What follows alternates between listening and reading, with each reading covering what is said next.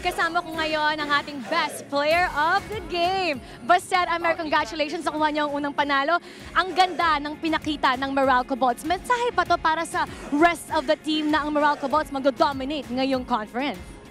Hindi naman namin iniisip yun.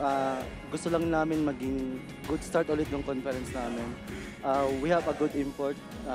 Bumalik si Allen and talagang scoring machine talaga sa and we play as a team kanina. Mas maganda yung ball movement namin.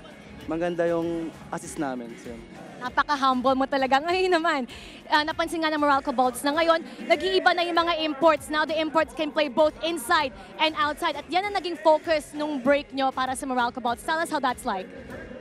Siguro kasi hindi lang talaga scoring machine yung import namin. Talagang maganda siya pumasa. Yun yung pinaka-the best na fit sa amin. So kanina talagang ano lang, inahanap lang niya yung mga teammates niya kung sino man yung libre. Ano naman ang mensahe mo para sa mga fans ng Meralco Bolts?